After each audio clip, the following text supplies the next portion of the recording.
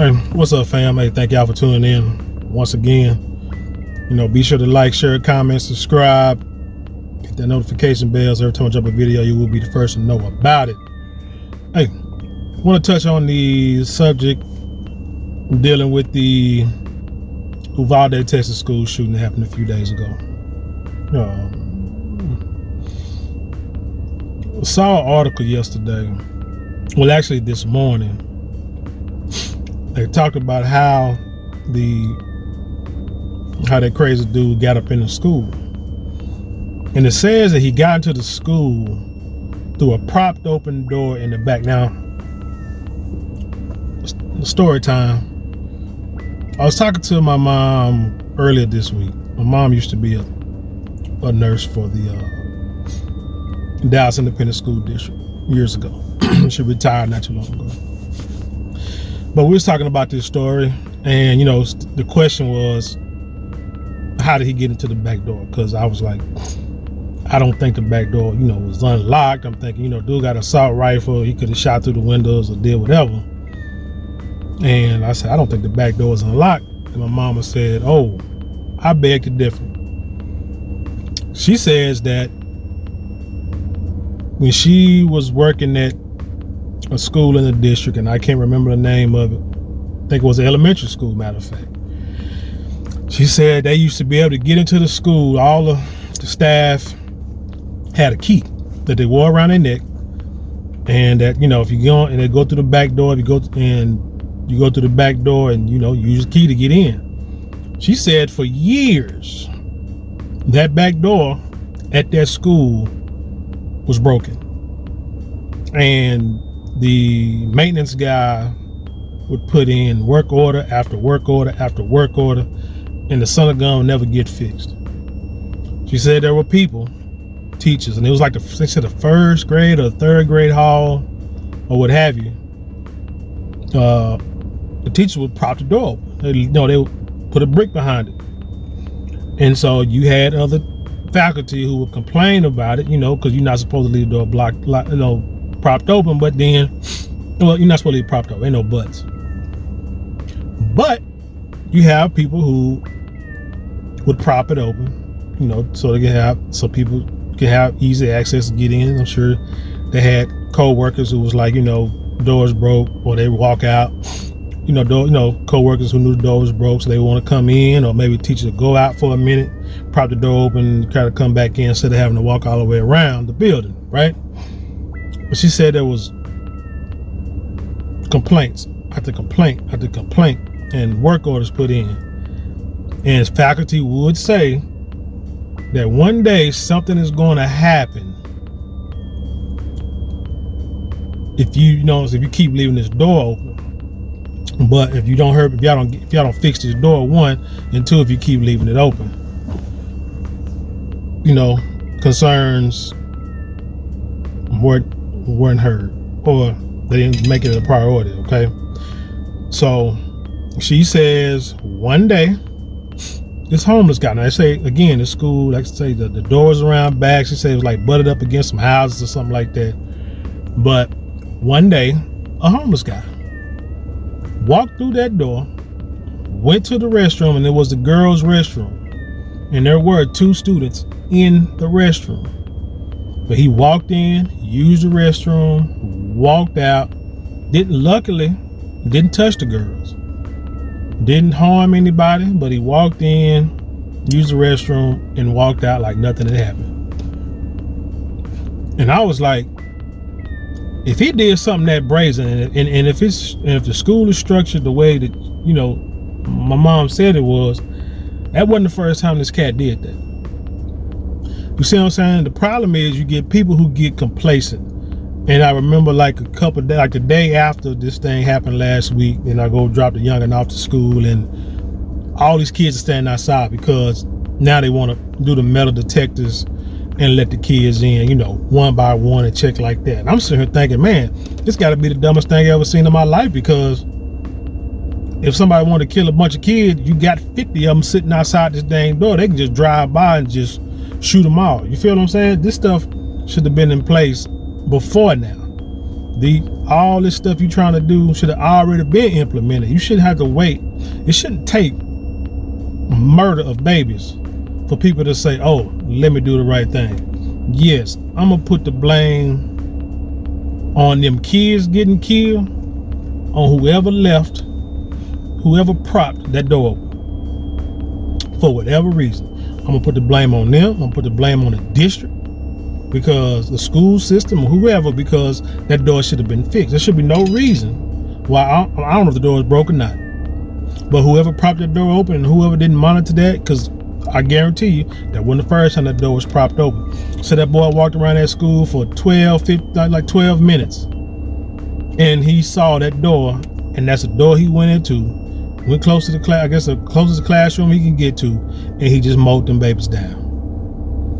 All because people are just too complacent. People, unfortunately, don't believe things will happen to them until it happens to them.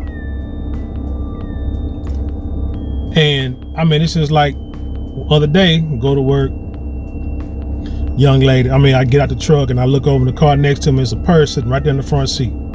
No window tint, no nothing, just wide open in the middle of the day. So I go in and ask who car this belong to, and they said, oh yeah, I was gonna go out there and go back out there and get the purse. It's like, why is it even in the front seat in the first place? It's like, look, man, it's like, I know it's daylight, but 2 automobiles have already been broken into before today. I mean, this year. So we had to put cameras up. Cameras are only a deterrent. They're not going to complete. Nothing is 100% foolproof or safe proof, or whatever you want to call it. Nothing is. But you want to deter people from committing crimes. You don't want to entice them. And you do, because you can't say, well, I don't want to break in my car. My car is wrecking it. Man, I used to have a 78 Celica back in 96. Blue Celica, raggedy. I ain't gonna say it's raggedy, but it was just an old car. It's an old car. Old basic dusty car. When you open the door, the bell or the buzzer go off inside. I mean, it was just old. You can tell it was just old, right? You tell me why dang on me, Dolphin broke into it and stole a little change bag, rummaging, found a change bag from under the seat, stole it. You know, who would have thought? You know, oh man, it's an old car. Ain't nobody gonna break in this car. Or try to get in this car. But people that want to commit crimes, man, they're gonna commit them one way or another. I mean, just think about it. Yeah, he could have been walking around the school trying to find a way in, because everybody's always asking, like, you know, where the police was at. Why there's no armed guards? Well, you know what I'm saying? How did he get on? Why? Then it's like, why was the door unlocked? I mean, they keep talking about the police. You don't want the police, but then you do want the police. And come to find out, some fool propped the door up, and now you got 21 people dead. I hope they eats up. I hope they eats them alive. And anybody else who does that in any other school or any other building anywhere else, I hope that scared y'all shitless. Really. Because even me, the neighborhood I live in, nice neighborhood, quiet neighborhood, rural, still lock my doors. Because you never know. You never know who, because eventually crime is going to come to you. It's going to come to your area, whether you like it or not, no matter what. It may only be one instance. It may become a string of instances, but eventually crime is going to come to your area. Are you going to be prepared for it to pass over you, like putting the blood on the door, you know, back in the Bible days, and the angel of death, you know, roll right by you? Are you gonna be prepared for it or not? But yeah, when I read that, I sent it to my T. Jones, like, look, this is exactly what you said. And she was like, yep. Because she said, I guarantee, she said, I will bet anything that somebody propped open the door. And I was gonna make a video about it, but I didn't have enough time. Like, I was tired, a lot of work. I don't know what it was. But then I read this morning, I'm like, man, I should have made the video. But don't matter. It's people. Everybody plays a part in the world being safe, in a better place. You got rules and regulations for a reason. You know, because nobody thinks somebody gonna come into us elementary school and shoot it up. But they didn't think Anybody that was, but you remember that boy that, I forgot where it was at. He was sitting on top of a hill, sniping off his classmates with a 22. I think it was elementary or junior high, years ago. So you can never say never. You always got to be careful. You can't live your life in fear, but you got to be smart. And that's all, man. It's there's too many fools out here. One thing you got to realize, understand, is that you cannot control what somebody else is going to do. Only thing you can control is what you're going to do. And so what you do is always try to do the smart thing. Because again, like I say, people might say victim blaming, whatever, but it's not victim blaming. It's like, look, dog, be smarter. Stop doing silly stuff. People do silly stuff and think nothing's gonna happen, but then when it's happened, they shocked. Ain't no need to be shocked, man. Ain't no need to be shocked. Like I say, so and you know how the media, the politicians, everybody, they're gonna try to change, and they're gonna try to turn the narrative. You know, they wanted to make it about the assault weapons. But first, they tried to say the dude, they said he may have a handgun. Now, why would they put that out there? And this was on multiple news outlets. So why would they put out there that this guy may have a handgun? You know why? Because he's 18.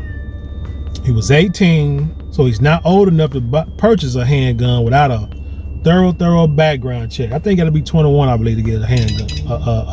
But anyway, he was not old enough to have a handgun at 18 when I think his birthday just passed not too long ago, what have you. So I'm telling you, what I believe is they were trying to make that narrative is he must have got it illegally. So that's another reason why we need to get these guns off the streets and create these laws to get these guns off the street. You understand what I'm saying? That's why they said that he had an apparent assault rifle, and possibly or maybe a handgun for no reason at all. They just put it out there. Like I said, that's propaganda. But then when you find out that he bought the quote unquote assault rifles, I don't know if that's even the correct terminology for the weapons that he had. Then they find out he got illegal, but now they can't really say, they saying, they really ain't heard too much more about it after that, because they thought he got those illegal off the streets.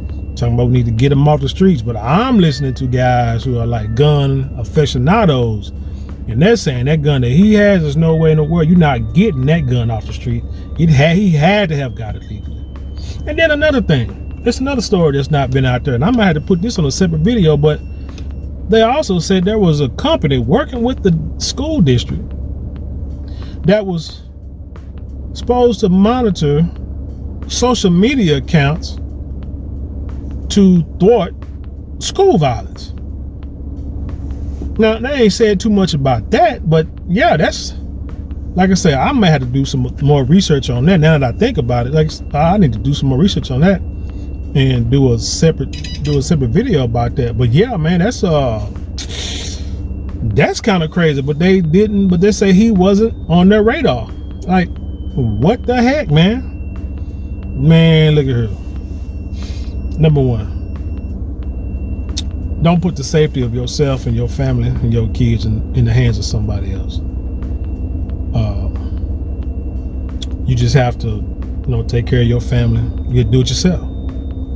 You gotta do it yourself. Don't rely on these school dishes. You drop your kids off. Don't rely on your kids to be protected 100%. Don't rely on software companies to be able to stop all mass shooting. Kind of make you wonder if they did have a software company out there monitoring this stuff, how the heck how they didn't find them. So, and then the dude was been posting for months about doing this stuff, and some girl even said she even reported it to the FBI. So if you're not, like I said, you can't rely on anybody to protect your kids, because you just never know.